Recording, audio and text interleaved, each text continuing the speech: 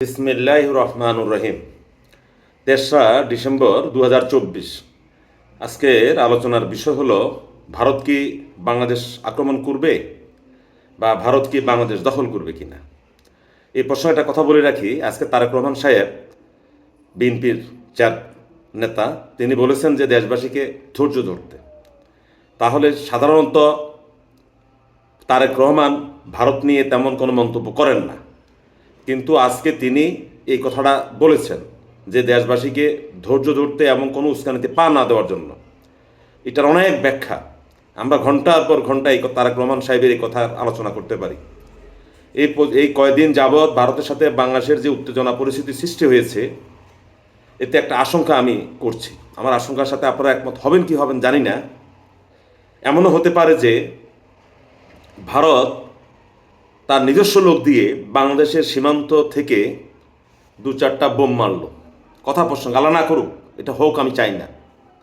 বাংলাদেশের যেমন নাখাউড়া, বেনাপোল, বনগা, এই ধরনের যেসব গুরুত্বপূর্ণ সীমান্ত আছে, এখান দিয়ে বাংলাদেশ থেকে একদল উচ্ছৃঙ্খল লোককে দিয়ে হয়তো তারা বোম মারাতে পারে বা ইট পাটকেল নিক্ষেপ করাতে পারে।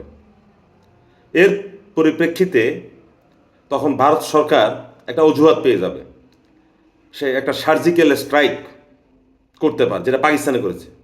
এখন সার্জিক্যাল স্ট্রাইকটা কি? সার্জিক্যাল স্ট্রাইকটা হলো, একটা দেশ অন্য দেশকে বা তার শত্রু যে দেশকে মনে করে, সেই দেশের গুরুত্বপূর্ণ স্থাপনায় বিমান দিয়ে বোমা ফেলে আবার চলে আসবে তাৎক্ষণিকভাবে। এটাই হলো মূলত এক কথায় সার্জিক্যাল স্ট্রাইক, যেটা ভারত পাকিস্তানের সাথে করেছিল। এখন ভারত যদি এই ধরনের সার্জিক্যাল স্ট্রাইক করে, তাহলে হয়তো তারা বাংলাদেশের সীমান্তবর্তী জেলাগুলোতে করতে পারে, হয়তো ঢাকা শহরে নাও করতে পারে। সীমান্তবর্তী জেলাগুলোতে ভারত যদি এইভাবে সার্জিক্যাল স্ট্রাইকের মাধ্যমে বোমা হামলা করে, এরপরে দেখা যাবে যে বাংলাদেশে একটা বিশৃঙ্খল অবস্থা সৃষ্টি হবে। বাংলাদেশের মানুষ পঙ্গপালের মতো হাতে লাঠি নিয়ে তারা ভারত সীমান্তের দিকে চলে যাবে।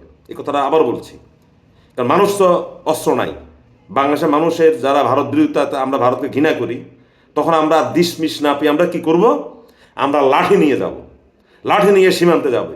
হয়তো কেউ কেউ দেখা যাবে যে সীমান্তের কাটা তার কিচ্ছু মানবে না, সে ভারতে ঢুকে যাবে। তখন ভারতের সীমানা যারা রক্ষী আছে, বিএসএফ, তারা গুলি করবে, মানুষ আরও বিক্ষুব্ধ হবে, বাংলাদেশের আরও মানুষ যাবে, একটা বিশৃঙ্খল অবস্থা সৃষ্টি হবে। এই ফাঁকে হয়তো রাজধানীতে আওয়ামী লীগের যারা লুকিয়ে আছে, তারা রাজধানীতে একটা বিশৃঙ্খল অবস্থা সৃষ্টি করবে। তারা প্রধান উপদেষ্টার কার্যালয়, সচিবালয় বা বাংলাদেশের গুরুত্বপূর্ণ স্থাপনা, বেতার, টিভি ভবন তারা দখল করে নেবে। একটা অরাজক পরিস্থিতি সৃষ্টি হবে। সেই পরিস্থিতির সৃষ্টি হওয়ার সময় একটা গৃহযুদ্ধের মতো অবস্থা সৃষ্টি হবে। এবং এই গৃহযুদ্ধ যদি শুরু হয়ে যায়, এই গৃহযুদ্ধ শুরু হয়ে যাওয়ার সাথে সাথে সেনাবাহিনী কিং কর্তব্য বিমূঢ় হয়ে পড়বে। সেনাবাহিনী সবাইকে আহ্বান জানাবে। দেখা যাবে আগে যেরকম সেনাবাহিনী ডাকে সবাই সাড়া দিয়েছে, তখন হয়তো অনেকে সাড়া নাও দিতে পারে, বা কেউ সেনাবাহিনী ডাকে যাবে, ঘর থেকে বের হয়ে কোন নেতা সেনা সদরে যাবে আলোচনায় যোগ দিতে, পথে তাকে পিটিয়ে মেরে ফেলা হবে, অজ্ঞাত লোকজন মেরে ফেলবে, বিএনপির মারবে, জামাতের মারবে, চরমোনাইয়ের মারবে, মানে একটা অরাজক পরিবেশ সৃষ্টি হবে।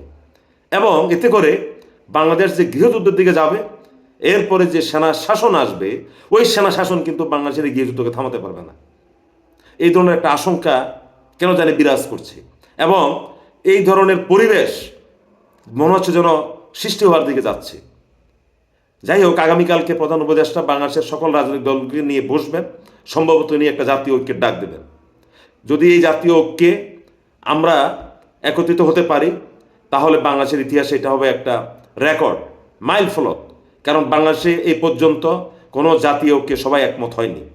আগামীকালকের ডাকে আওয়ামী লীগ ছাড়া সকল দলগুলো যাবে, তারা কি বলে দেখি। তবে আমি যে আশঙ্কার কথা বলছি, আল্লাহ যেন আমাদেরকে আশঙ্কা থেকে মুক্ত করুক, মুক্ত রাখুক। আমরাও ধীরে ধীরে আমরা কৌশলে কথা বলবো। তারেক রহমানের সেই বিখ্যাত উক্তি, ফাঁদে পা দেব না, সবাইকে ধৈর্য ধারণ করতে হবে। ধন্যবাদ সবাইকে।